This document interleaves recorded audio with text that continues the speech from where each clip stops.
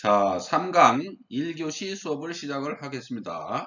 이번 시간에는 지난 시간에 이어서 글로벌 화장품 트렌드 및 기술 동향에 대한 시간입니다. 소재 공정 기술, 소재 시장 세부 동향을 공부하도록 하겠습니다. 자, 목차를 보시면 지난 시간에 국내 화장품 유통 시장 동향에 대해서 알아봤지만 5번 국내외 화장품 소재 기술 동향에 대해서 알아보는 시간을 갖도록 하겠습니다.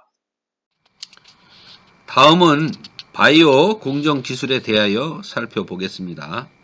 천연물 추출, 분리, 정제 기술은 천연물로부터 다양한 추출 방법과 분리 정제 기술, 분석 기술로 유효 성분 효율적 관리를 하는 기술입니다.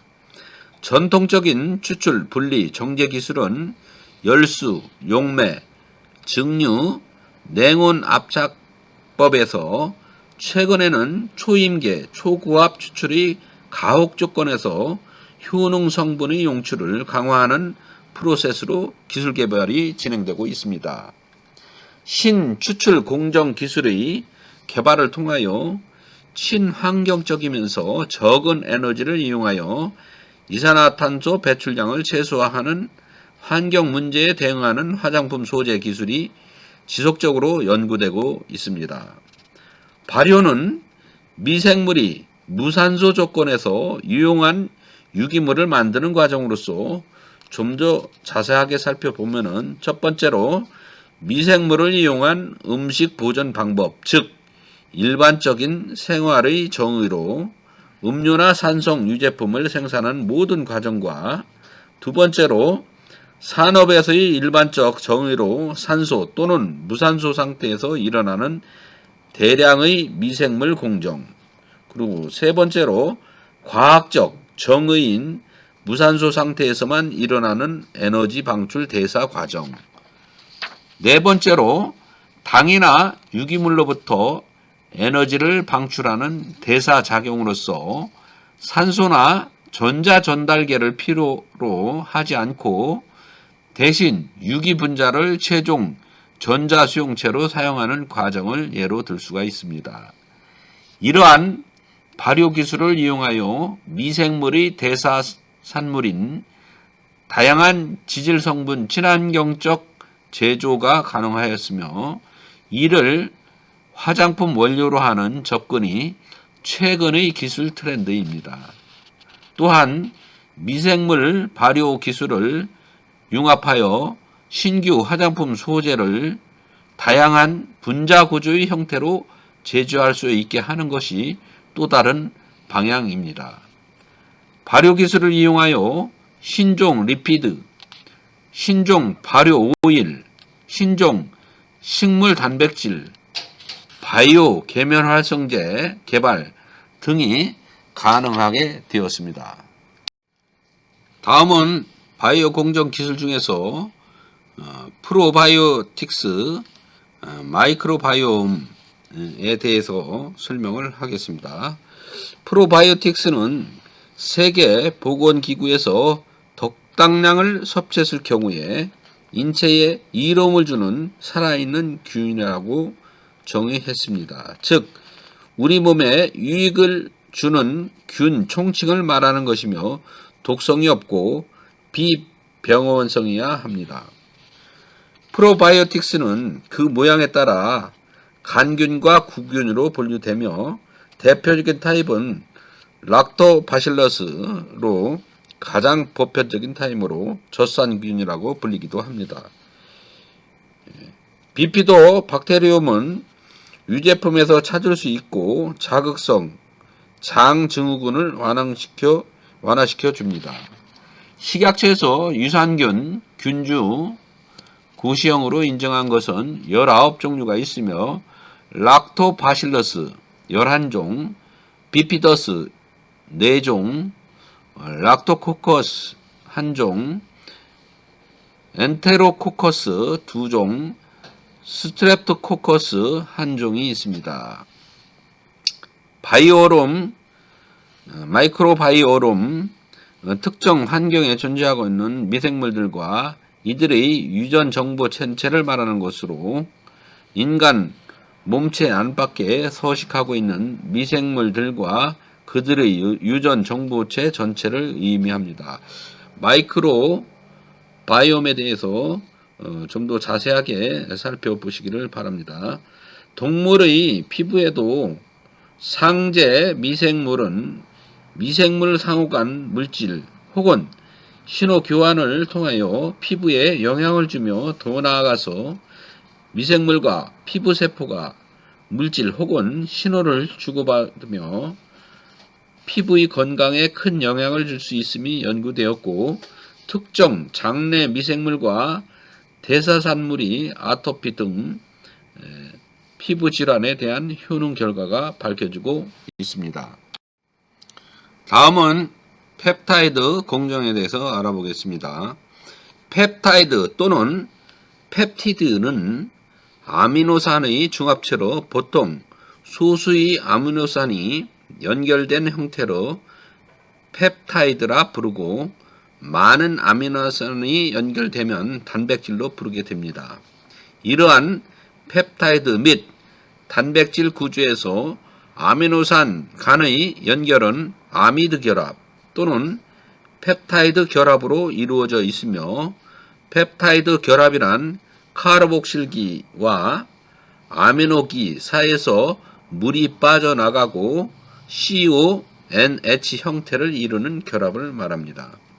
펩타이드는 단백질 구성 요소인 아미노산이 2 내지 50개 정도로 연결된 물질로 단백질 기능을 가진 최소 단위로 화장품용 소재 펩타이드는 단백질 중에서도 뛰어난 생리 활성을 가진 최소 단위를 선별해서 생체 신호 전달 및 기능을 조절하며 기능성 물질로서 생체 친화적, 생체 내 특이성이라는 차별성을 가져 부작용은 적으면서도 소량으로도 강력한 생리 활성을 나타낼 수 있는 것이 연구되고 있는 기술을 사용하고 있습니다. 펩타이드는 단백질보다 크기가 작고 친수성으로 생체막을 통과하기 어렵고 생체 내에서 분해가 빨리 일어나며 합성 및 생산 비용이 저분자 약물과 비교시 그 비용이 많이 드는 것이 단점이 있습니다. 그럼에도 첫 번째로 아미노산으로 구성된 펩타이드는 분해가 될 때 독성에 대한 위험성이 적고, 두 번째로 반감기가 적어 체내 축적이 되지 않으며, 세 번째로는 단백질보다 크기가 작으면서도 단백질의 기능을 나타내는 특성을 가져서 저분자 약물보다 기능이 좋은 장점을 가지게 됩니다. 펩타이드는 시노펩타이드, 신경 전달 물질 펩타이드, 캐리어 펩타이드로 구분되며 콜라겐 합성을 유도하고 피부 주름을 감소시키며 피부 상처 치유 및 재건 효과가 좋은 것으로 연구되었습니다. 다음은 글로벌 화장품 소재의 공정 기술 중에 합성 기술이 가장 대중화된 기술에 대해서 알아보겠습니다. 우리가 가장 널리 알고 있는 세라마이드, 사람 피부의 세포 간 지질층의 50%를 차지하는 성분으로 각질층의 측상 거주를 하고 피부 수분 증발을 방지하며, 각질층 세라마이드 함량은 나이를 먹어감에 따라서 자연적으로 감소하고, 이에 따라 방어 기능도 저하되어 피부가 거친 상태로 변하게 됩니다. 천연 세라마이드는 스핑고신에 지방산이 결합된 것으로서 화학적으로 유사하게 만들어진 것을 유사 세라마이드라 합니다. 사이토카인은 면역세포로부터 분비되는 단백질, 면역조절제로서 자가분비형 신호전달, 측분비 신호전달, 내분비 신호전달 과정에서 특정 수용체와 결합하여 면역 반응에 관하여는 단백질로 타이로신 인산화를 통해 고유 기능을 수행하게 됩니다. 사이토카인의 종류 중 세포 증식 인자, EGF, FDF, PDGF, HGF, TGF 등이 있으며 특정 세포의 증식에 관하여는 역할을 하게 됩니다. 하지만 분자 크기가 크기 때문에 제재화가 어렵고 피부에 흡수되기도 어렵기 때문에 저분자화 펩타이드로 합성하여 흡수율 및 제재화를 용이하게 해줍니다. 수백 종류의 사이토카인이 발견되었고 지금도 발견되고 있습니다. 기능적으로 다음과 같이 분류할 수 있습니다. 사이토카인의 종류에 대해서 알아보면 인터루킨, 림포카인, 모노카인, 케모카인, 인터페론, 조혈인자, 세포 증식인자, 세포 상해인자, 아디포카인, 신경영양인자 등의 종류가 있습니다. 대표적으로는 인터페론이 바이러스의 증식 증자 방지나 세포 증식 억제의 기능을 하며 면역 체계에서도 중요한 기능을 하고 있습니다. 또한 조혈인자, 조혈세포의 분화 및 증식을 촉진하는 조혈인자로서 줄기세포인자, 콜로니 자극인자, 마이크로파지를 자극하는 과립구 집적 자극인자, 적혈구 생성 촉인자 등이 있습니다. 세부 사항은 여러 가지 종류가 있으니까 조사해서 참고하기 바랍니다. 생물 증식 인자는 생물의 기본적인 성분이 되는 영양물질 위의 것으로 세포의 증식, 생물체의 증식과 발육에 꼭 필요한 물질입니다. 많은 생물에 공통적으로 유효한 것으로는 비타민, 한정된 동물군에 유효한 것인 생장 호르몬, 식물군에 유효한 것으로 옥신, 지베렐린, 특정 조직에만 유용한 것은 신경, 생장, 인자 등이 있습니다. 사실 앞서 언급한 EGF도 표피 증식 인자, 즉 상피세포의 증식 및 상처 회복을 촉진하는 펩타이드 중의 하나로 유사한 의미를 갖습니다. 기능성 활성 물질로 알부틴이나 비타민 C의 경우는 천연 유래 물질이지만 화학적으로 합성되어 가격 경쟁률이 좋아서 가장 많이 사용하는 미백 기능성 물질로 자리 잡고 있습니다. 또한 레티놀 및 비타민 C, 유도체로는 일반적인 기능을 발휘하는 비타민의 안정성을 높이기 위해 유도체로 합성, 경피 흡수 및 안정성을 확대시켜 널리 사용하고 있습니다. 자, 이번 시간에는 국내 화장품 시장 규모에 대해서 살펴보겠습니다. 2018년 국내 화장품 생산 및 수출입 현황 자료를 이용해서 산출한 시장 규모로서 생산 플러스 수입에서 수출을 뺀 전년 대비 6.5%를 증가한 10조 4,011억 원으로 나타났습니다. 연평균 성장률이 2014년도에서 18년도까지 되겠습니다. 또한 5.4%로 꾸준한 성장세를 보이고 있습니다. 국내 화장품 산업 총 생산 규모는 15조 5,028억 원으로 전년 대비 14.7%를 증가했습니다. 최근 5년 연평균 2014년도에서 18년도까지 증가율이 14.7%로 매년 10% 이상 지속적으로 성장하는 것으로 나타나고 있습니다. 화장품 수출은 해마다 빠른 속도로 증가하여 2018년도 6조 9,081억 원으로 전년 대비 26.5%를 증가했습니다.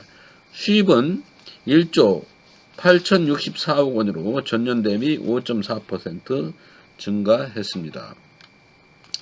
국내 화장품의 뚜렷한 수출 성장세가 지속되고 있는 것이 나타나고 있으며 2018년도 무역 수지는 2014년도 흑자 전환 이후 4년 새 약 10배를 증가한 것으로 나타났습니다.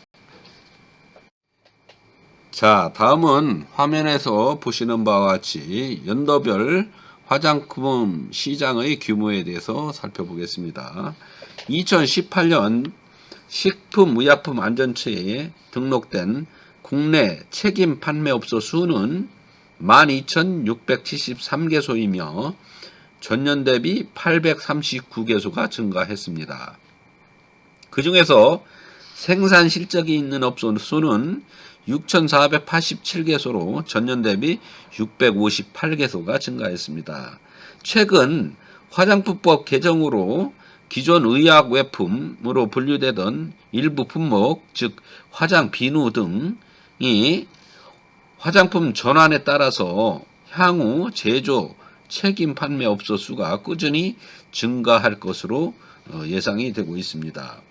2018년도 국내 화장품 생산 규모는 15조 5,028억 원으로 전년 대비 14.7%를 증가하고 있습니다. 향후 이 같은 증가 추세는 지속적으로 수출 증가와 기능성 화장품 성장세 등에 힘입을 것으로 예상이 되고 있습니다. 화장품 유형별로는 생산 규모는 기초 화장품용 제품류가 9조 3,704억 원으로 전년 대비 23.0%를 증가하면서 선두를 지키고 있습니다. 색조 화장품용 제품류가 2조 3,958억 원으로 11.9%가 증가하고 있으며 그 다음으로 두발용 제품류 1조 5,817억 원으로 3.4% 증가를 보이고 있습니다. 인체 세정용 제품류 1조 3,481억 원으로 7.0%를 증가하고 있는 것으로 나타나고 있습니다. 연평균 증가율 2014년도에서 2018년도까지가 가장 큰 유형은 두발 염색용 제품류로 88.3%를 증가하고 있습니다. 그 다음은 인체 세정용 제품류로 20.03%로 목욕용 제품류는 18.4%로 기초 화장품 제품류는 16.5% 등의 순위로 분석되고 있습니다. 특히 이들 모두 전체 화장품 연평균 성장률 14.7%를 상회하는 것으로 나타나고 있습니다. 다음 표는 수출입 동향에 대해서 살펴본 표입니다. 2018년도 화장품 수출은 2017년도에 비해서 26.5%를 증가한 62억 7,678만 달러로 나타나고 있습니다. 수입은 5.4%를 증가한 16억 4,131만 달러를 기록하였습니다. 화장품 수출의 최근 5년간 14년도에서 18년도까지 연평균 증가율이 34.9%로 고속 성장함에 따라서 무역수지 흑자폭이 크게 개선되고 있습니다. 2018년도에는 46억 3,547만 달러 규모의 흑자를 달성하였습니다. 화장품 국내 자급도, 즉 우리나라 자체로 자급도는 2009년 85.9%로 가장 높았으며 그 이후 지속 감소하여 2012년도에 81.3%로 가장 낮았습니다. 이후 2016년도 84.0%로 개선되는 듯 보였으나 2017년도에 82.5%로 2018년도 82.6%에 들어 다소 둔화되는 추세를 보이고 있습니다. 이번에는 국내 화장품 유통시장의 업태별 시장 규모를 분석해 보기로 하겠습니다. 국내 화장품 유통업은 오래전에는 직판, 방판, 로드샵, 백화점, 홈쇼핑 등의 판매 방식이었지만 현재 판매 시장은 H&B, 즉 헬스 앤 뷰티로 진행되고 있으며 편집숍 형태의 판매와 온라인 매장으로 구분되고 있는 상태입니다. 2019년 10월 세포라가 한국 시장에 강남 1호점을 오픈하면서 우리가 알고 있는 가장 대표적인 H&B 편집숍인 올리브영을 경쟁 상대로 알고 조사한 것으로 우리는 생각할 수 있으나 실제는 약간 차이점이 있습니다. 브랜드숍과 세포라는 화장품에 집중한 브랜드이고 올리브영, 롭스, 부츠는 생활용품과의 의약품, 즉 드러그를 함께 선보이는 것이 차이가 있는 것으로 판단하고 있습니다. 유로모니터는 백화점을 제외한 한국 뷰티 시장 규모가 5조 6천억 원대라고 발표하고 있습니다. 세포라가 아리따움, 더페이스샵 등의 단일 브랜드숍과 더불어 한국형 편집숍인 시코르 등과 경쟁을 펼칠 것으로 분석하고 있습니다. 유로모니터 분석에 따르면 브랜드숍을 비롯한 화장품 전문 매장 시장의 규모가 지난해 기준 3조 2089억 원이었으며 올리브영, 랄라블라 등 드럭스토어, 즉 H&B 스토어 시장은 2조 4464억 원 규모로 조사되고 있습니다. 주요 H&B 스토어의 시장 점유율은 오른쪽 그래프를 보면 2018년 기준 시점으로 1427개로 2013년보다 약 5배가량 늘은 상태로 조사되고 있습니다. 2018년 기준 전문 매장 시장인 H&B 스토어 보다 크지만 2016년을 기점으로 관련 시장은 매년 시장 규모가 축소되어 2014년 수준으로 축소됐습니다.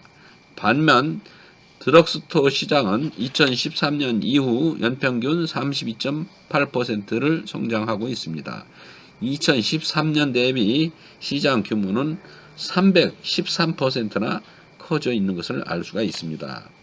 한 개의 샵에서 오로지 한 개의 브랜드만 판매하던 로드숍 브랜드의 대명사인 미시아나, 네이처 리버플릭, 토니모리, 스킨푸드 등은 현재 시장 경쟁력을 완전히 잃었으며 결국에 스킨푸드는 완전히 사라지는 순환을 겪게 되고 있습니다. 다음은 융복합화 공정 기술에 대해서 말씀드리겠습니다.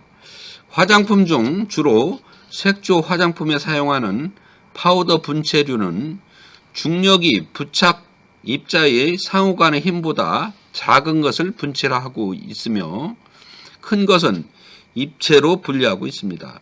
대략적인 경계가 10마이크로미터의 입도 사이즈를 가지고 분류하고 있습니다. 고체와 유체의 거동을 모두 하고 있으며 독립된 물질 형태로 간주하고 있습니다. 분체 소재는 입자를 설계 생산하는 기술과 입자를 개질하는 기술로 대별할 수 있습니다. 글로벌 기업은 분체 설계 및 개질 기술을 모두 보유하고 있습니다. 국내에서 분체 개질 또는 하이브리드 기술 개발을 통해서 사용성 및 기능성이 향상된 소재 개발이 주로 이루어지고 있습니다. 주요 활용 범위로 주로 메이크업, 자외선 산란제, 유화나 신제형에 응용하고 있습니다. 표면 개질은 무기입자의 분산, 안정성 및 사용감을 개선하고 입자 복합화 기술은 무기 또는 무기-유기 복합화를 통해 각각의 단점은 극복하고 장점화시키는 소재 개발 방향으로 이루어지고 있습니다. 다음은 천연 화장품과 유기농 화장품에 대해서 설명하겠습니다. 소재 및 화장품 완제품에 대한 자연 친화적인 화장품이 경향인 유기농 및 천연 화장품은 화장품법에 의해서 규정되고 있습니다. 유기농 화장품은 유기농 원료, 동식물 유래 원료 등으로 제조되고 식약처 기준에 맞는 화장품을 말합니다. 또한 천연 화장품은 동식물 유래 원료를 함유하며 식약처장이 정하는 기준에 맞는 화장품을 말합니다. 좀 더 자세하게 설명을 하면 유기농 화장품은 전체 화장품 원료 중에 식약처 허용 원료가 95% 이상, 합성 원료는 5% 이하, 유기농 원료는 10% 이상이 포함되어 있어야 합니다. 식약처장이 지정한 인증기관의 인증을 통과해야 합니다. 천연 화장품은 반드시 유기농 원료 함량이 10% 함유되어 있지 않아도 됩니다.